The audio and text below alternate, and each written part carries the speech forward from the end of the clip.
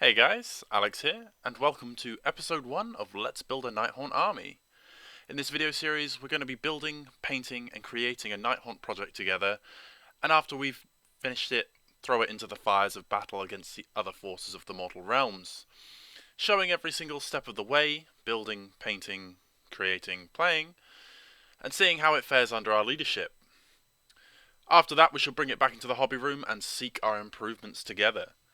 In this episode, though, we shall not be building, painting, or creating anything just yet, but be shortly discussing the ideas behind the grand scheme and plot to our deadly plans.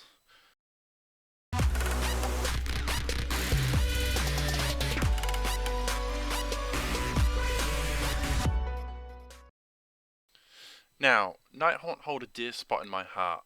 Being my first Age of Sigmar force, I have and had loved them since the early days, even before we become a faction with a battle tome and only had, I think it was around 3 or 4 units available.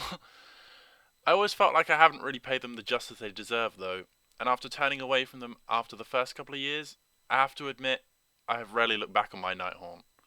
I've moved on to Sylvaneth, I'm now playing the Lumineth. My Nighthaunt have just kind of been sat on the shelf for quite a long time. It kind of feels bad.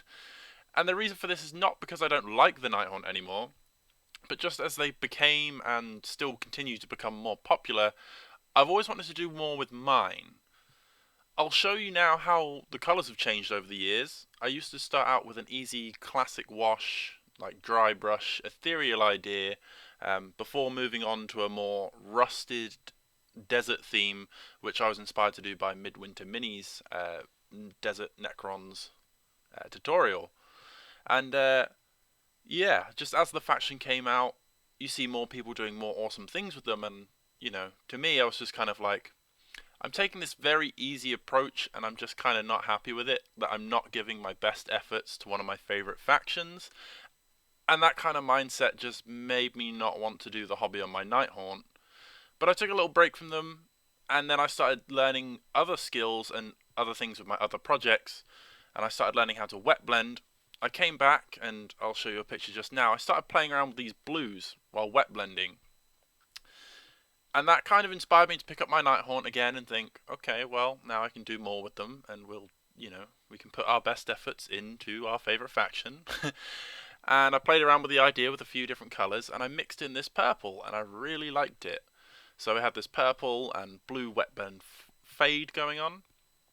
But the time taken versus the endless amount of grey Nighthaunts that I needed to paint while doing other projects at the same time, it just kind of stagnated, and where I didn't feel like I was getting anywhere, I just got that negative mindset again, and thus back to square one.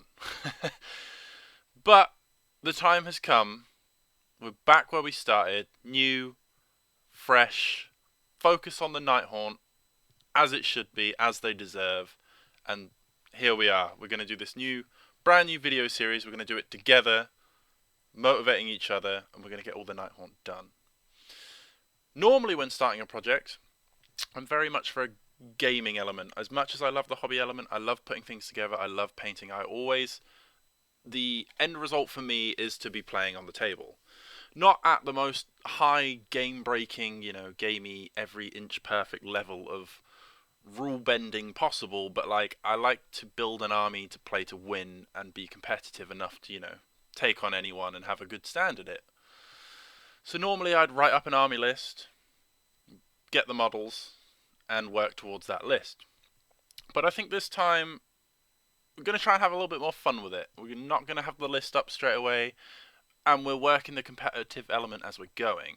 Obviously, Nighthaunt have got a nice different range of ways to play, lots of very cool looking models, and I don't think we can go too wrong. And Nighthaunt's one of those armies, I always feel I do better with the less meta elemented lists anyway. So we're not going to start with that way. I think we're just going to play it rule of cool, and we can add in the competitive elements as we're going. Now I'm going to chuck a picture up on the screen of my Krell, Lord of Undeath model, one of the most recent death models I painted at the start of this year.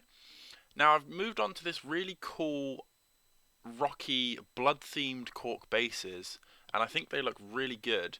And what I want to do with all my death factions is I'm trying to tie them all together. One of the problems I always struggle with Nighthaunt, and as you kind of saw before me jumping around all the different color schemes, is Nighthaunt looks so good in so many different colors. I've never been able to sit down and just go, that's the color scheme for me. Because every time I see someone else paint Nighthaunt in a different way, I think, that looks so damn cool. I want my Nighthaunt in that color. And then I see it again, and they just look so good in so many different ways. But the bases that I've got on my other death models, with my Soul Blight and my Death Rattle, are I'm going to incorporate this over to Nighthaunt.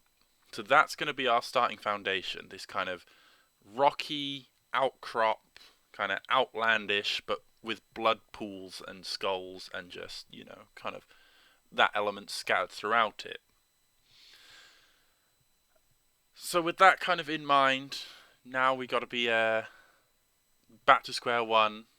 I've got a lot of spare Nighthaunt just kind of knocking around, a lot of unbuilt models, unfortunately. Big pile of shame, and a lot of it is made up of Nighthaunt.